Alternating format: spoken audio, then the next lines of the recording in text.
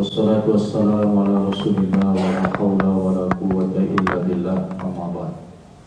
Subhanaka la ilma lana illa ma 'allamtana innaka antal alimul hakim. Ma'asyiral muslimin as-shaimun was-shaimat rahimakumullah. Marilah kita bersyukur kepada Allah Subhanahu wa taala di hari ke-8 puasa kita pada tahun ini. Kita tetap diberikan kesehatan dan kekuatan untuk terus menjalankan ibadah puasa ini, dan insya Allah kita bisa menyempurnakan hingga akhir Ramadan. Amin. Salawat dan salam semoga dilimpahkan kepada junjungan kita Nabi besar Muhammad Sallallahu Alaihi Wasallam. Bapak Ibu, karena hari ini Ramadan, ini nanti saya akan berikan door prize setelah kajian. Ada satu buku, judulnya Sehat dengan Ibadah, karya Dr. Jamal Muhammad Az-Zaki, dengan menjawab pertanyaan yang ada dalam kajian ini. Menurut penjelasan ulama bahwa salah satu sebutan Ramadan adalah Syahrul Doa, bulan di mana kita dianjurkan untuk memperbanyak doa kepada Allah Subhanahu wa taala. Salah satu dasarnya adalah bahwa di antara ayat-ayat puasa yang terdapat dalam surat Al-Baqarah ada satu ayat yang tidak berbicara tentang puasa Ramadan, tapi dia berbicara tentang doa, tentang dikabulkannya doa oleh Allah Subhanahu wa taala, yaitu ayat ke-186 surat Al-Baqarah. A'udzubillahi minasyaitonir rajim. Bismillahirrahmanirrahim. Wa idza sa'alaka 'ibadi 'anni fa inni qarib. Ujibu da'watad da'i idza da'an. Wal yastajibu li wal yu'minu bi la'allahum yarshudun. Dan jika hambaku bertanya kepadamu wahai Muhammad tentang aku, tentang Allah, maka katakanlah bahwa sesungguhnya aku dekat. Aku akan mengabulkan doa orang yang berdoa. Maka hendaklah mereka memenuhi perintah-perintahku, beriman kepadaku, agar senantiasa memperoleh petunjuk. Jadi ayat ini berada di antara ayat-ayat puasa. Itulah sebab kenapa Ramadan disebut sebagai Syahrul Doa. Dalam potongan ayat tadi disebutkan Allah mengabulkan doa hambanya, di mana sang hamba berdoa kepada Allah Subhanahu wa taala. Nah, penting bagi kita memahami sebab-sebab dikabulkannya doa. Pada kesempatan yang singkat ini saya akan menyampaikan 5 sebab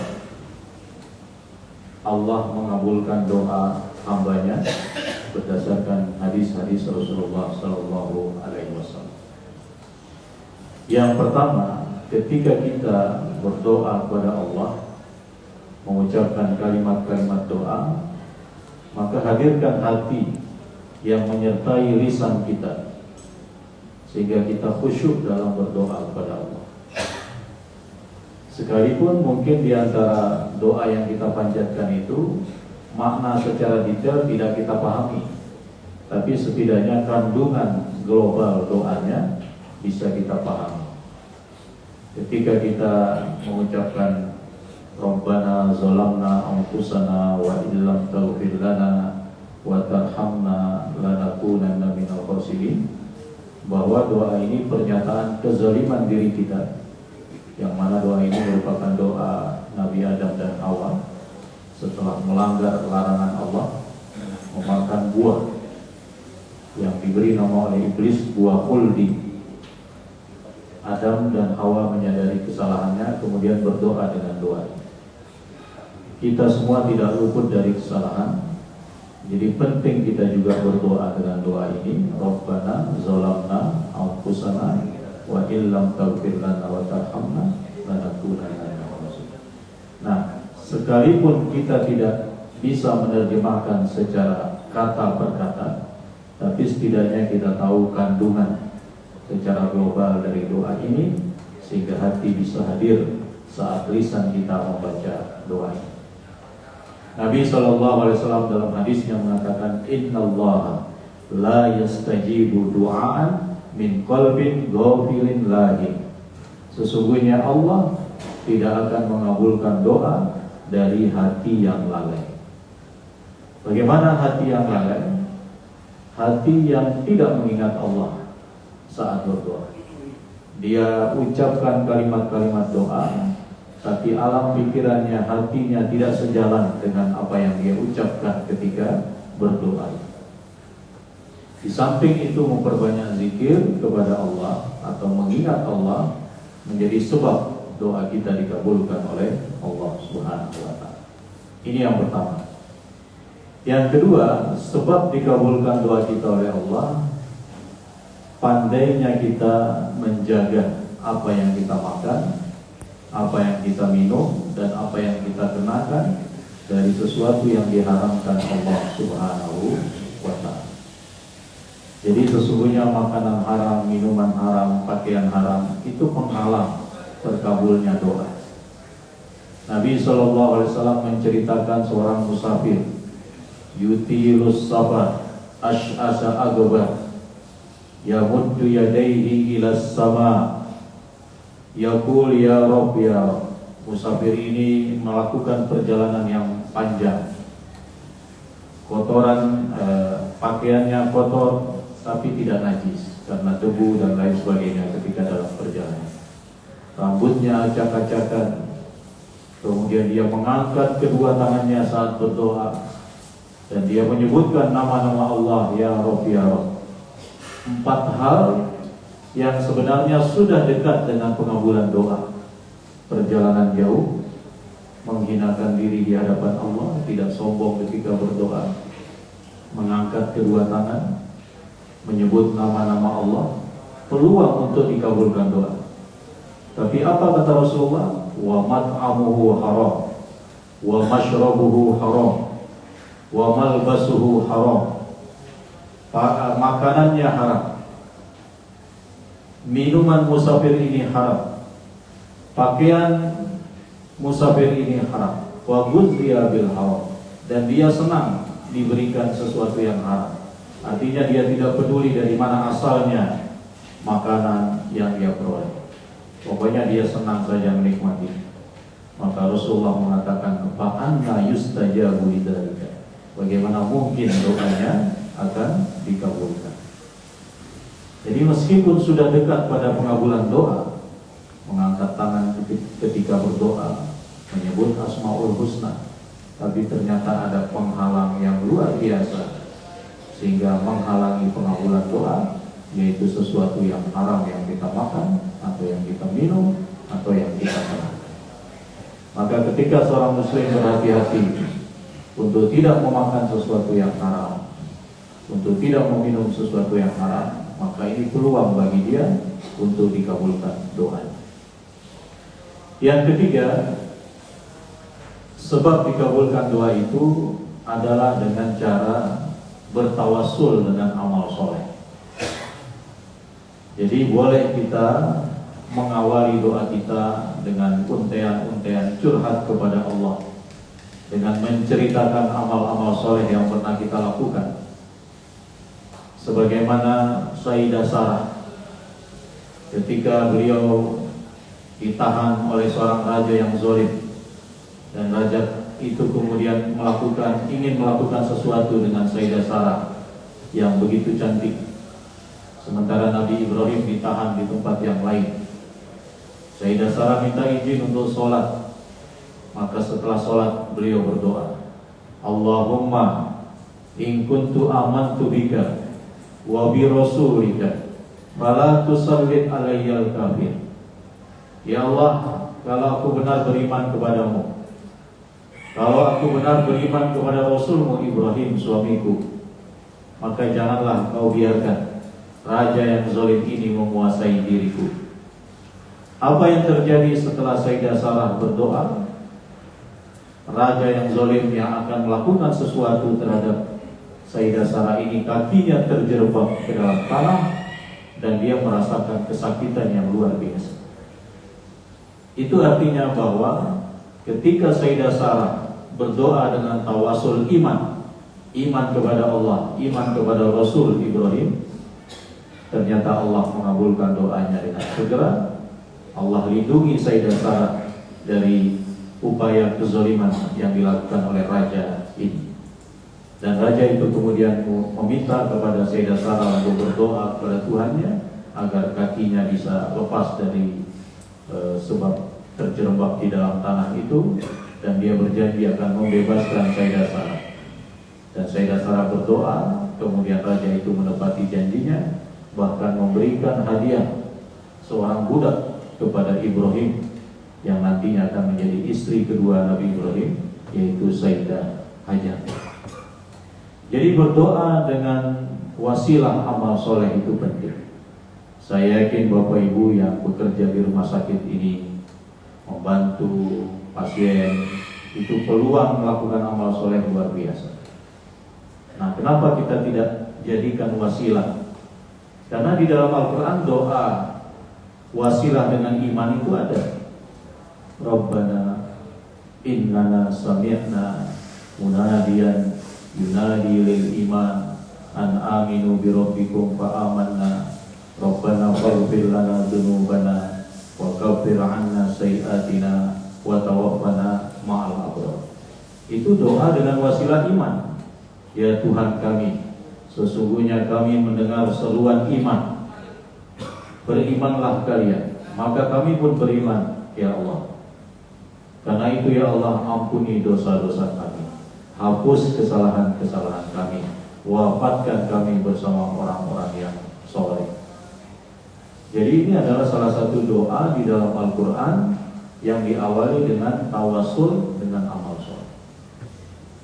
Mungkin para penunggu pasien juga bisa berdoa, ya Allah, ketika ayah saya sakit, saya selalu menjaganya. Saya suap, saya ambilkan obatnya di apotek, saya beri keperluan-keperluannya selama sakit. Ya Allah, kalau itu adalah ikhlas saya lakukan mengharap ridho-Mu, maka apa doanya? Silakan doanya bebas saja. Mungkin anaknya sedang mengikuti suatu ujian tertentu sehingga diharapkan lulus dengan ujian itu, ya silakan.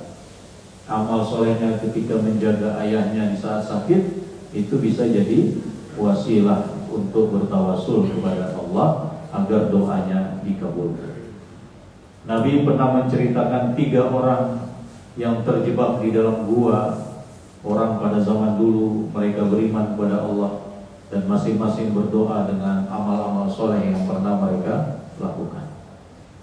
Selama ini kita sering berdoa langsung, ya Allah berikan saya rezeki, ya Allah sembuhkan saya, ya Allah jadikan anak-anak saya anak yang soleh. Langsung berdoa.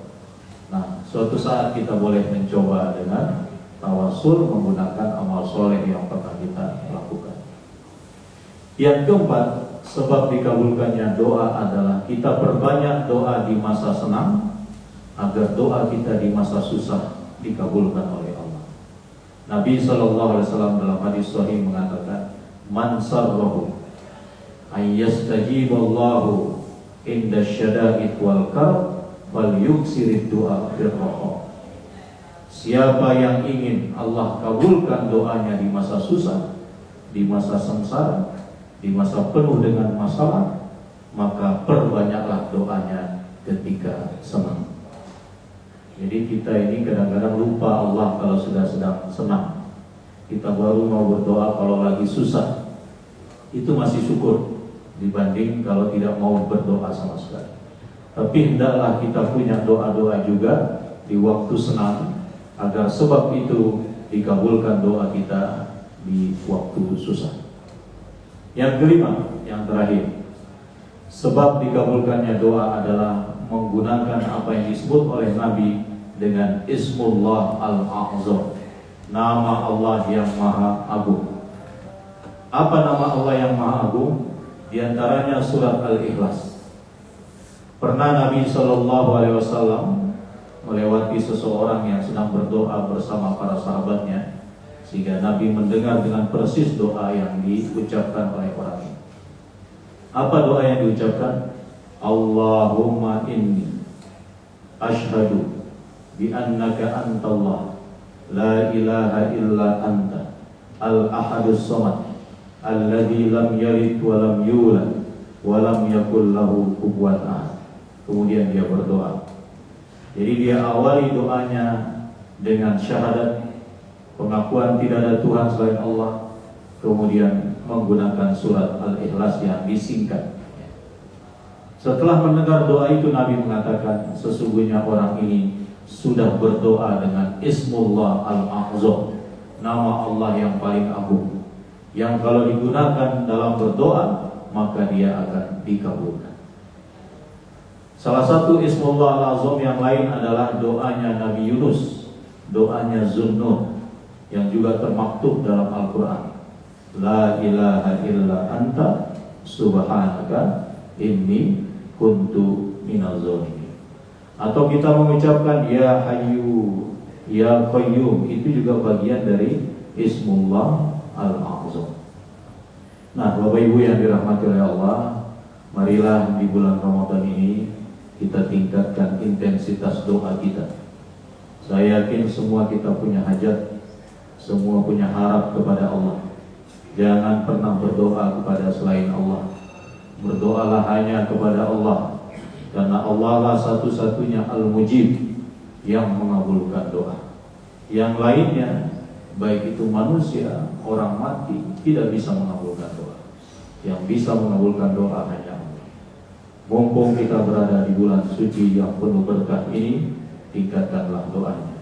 Ambil kesempatan di sepertiga malam akhir. Ambil kesempatan di antara azan dan iqamah. Ambil kesempatan setelah sholat, di saat sujud, sesaat sebelum salam, dan beberapa kesempatan lagi. Mudah-mudahan dengan itu Allah mengabulkan doa-doa kita. Allahumma. Saya kira itu. Ini saya akan bagikan door prize dengan judul buku Sehat dengan Ibadah. Yang bisa boleh angkat tangan. Tadi di awal saya menyebutkan satu ayat yang ada di antara ayat-ayat puasa. Nah, ayat berapa itu? Banyak. Kita akhiri kesempatan Pak Security ya. 186. Mohon nanti setelah salam saya berikan. Demikian, mudah-mudahan ada manfaatnya. Subhanakallahumma wa bihamdika asyhadu an la ilaha illa anta astaghfiruka wa atubu ilaik. Assalamualaikum warahmatullahi wabarakatuh.